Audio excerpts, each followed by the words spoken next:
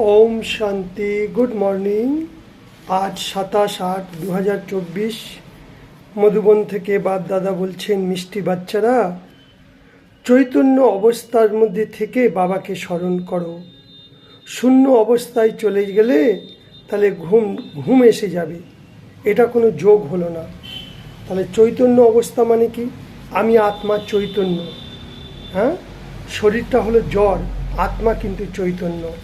তা আমরা যখন যোগে বসবো, চোখ খুলে, দুই চোখ খুলে, কেন চোখে তো আমাদের ভাইব্রেশন বেরোয়, চোখ খুলে কাকে দেখছি? চোখ খোলা রেখে আমি আত্মা, আত্মাকে তো এই দুই চোখে দেখা যায় না, কি করে দেখছি? তৃতীয় নেত্র। তাহলে এই নেত্র খোলা, তৃতীয় নেত্র খোলা। এই নেত্র খোলা রেখে কি দেখছি? শরীরকে দেখতেও শরীরের ভ্রুকুটির মাঝে কে আছে? আত্মা। আমি নিরাকার জ্যোতি। আত্মাটাকে কি করে দেখছি? জ্ঞান চক্ষু দিয়ে।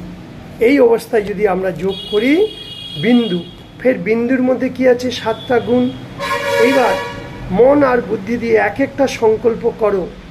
শুধু বিন্দুকে দেখলে কোনো লাভ হবে না, শুধু বিন্দু বিন্দু, তাহলে ঘুম এসে যাবে। বিন্দুর মধ্যে আছে সিন্ধু। 7টা গুণকে বারবার মনে মনে চিন্তন করো, তবে মন বুদ্ধি শক্তিশালী হবে, তবেই সেখানকার বাতাবরণ শুদ্ধ হবে, ঘরের বাতাবরণ সুন্দর ভাইব্রেশন চারিদিকে ছড়িয়ে পড়বে। প্রশ্ন, তোমরা চোখ বন্ধ করার বসার মানা কেন করছে বাবা? চোখ বন্ধ করে যোগ করতে কেন মানা করছে? যদি তোমরা চোখ বন্ধ করে যোগ করো, তাহলে তোমাদের দোকান খোলা, সারা সামান চুরি করে নিয়ে যাবে।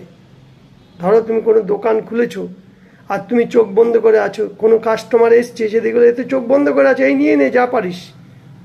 এখানেও সেরকম, আমরা যখন চোখ বন্ধ করে যোগ করি, ধীরে ধীরে আমাদের মধ্যে ঘুম এসে যায় আর বাইরের সংকল্পগুলো চলে আসে, অর্থাৎ রাবণ আমাদের জিনিস চুরি করে নিয়ে যাচ্ছে। এই জন্য বাবা বলেছে চোখ খোলা রেখে যোগ করো। মায়া চোর বুদ্ধি মে কুছ ভি ধারণ হনে নেই দেগা। মায়া চোর কি করবে?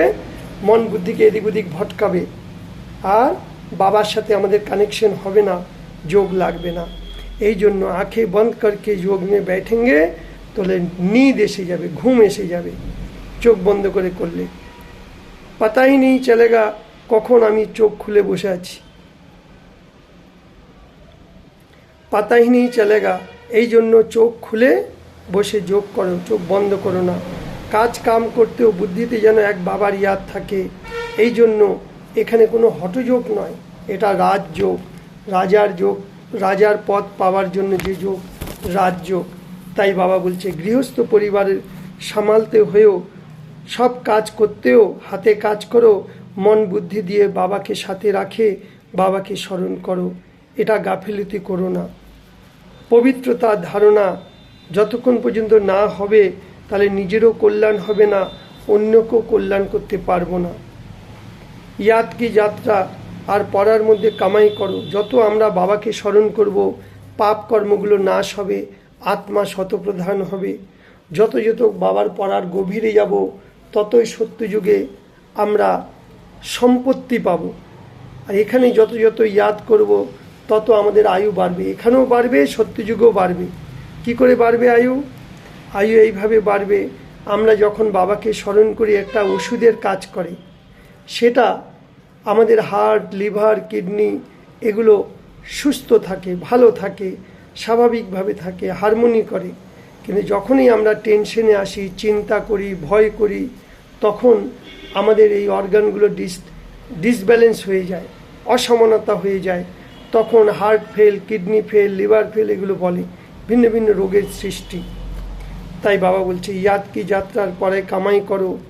ধ্যান ট্রান্সে যাওয়ার কোনো দরকার নেই, ধ্যান সাক্ষাৎকার করব তার কোনো, আমরা জ্ঞানের দ্বারা সাক্ষাৎকার করছি, এটাতে লাভ হবে। স্থূল সাক্ষাৎকারে কোনো লাভ হবে না। সময় গেল, শক্তি গেল, বর্তমান গেল, ভবিষ্যৎ গেল।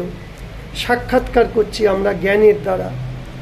যতটা পারো সজাগ থাকো, বাবাকে ইয়াদ করে বিকর্ম বিনাশ করো।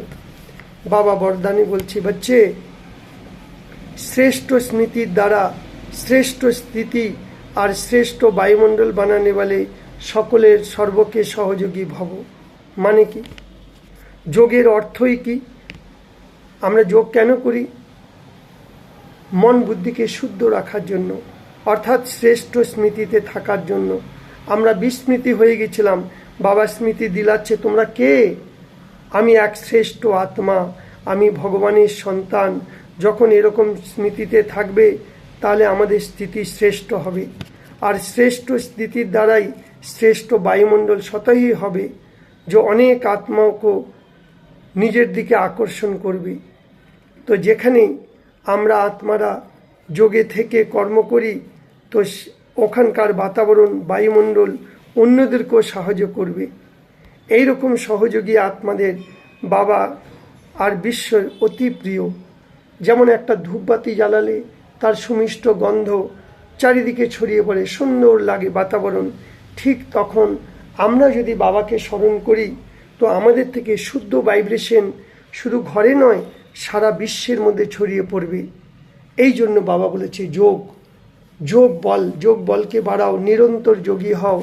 যত যত যোগ করব আমার নিজের লাভ, ঘরের লাভ, ঘরে যতগুলো ব্যক্তি তাদের মধ্যে এই তরঙ্গ যাবে, সাথে সাথে প্রকৃতির 5 তত্ত্বের মধ্যেও যাবে, পুরো পৃথিবীটাকেই পিউরিফাই করবে।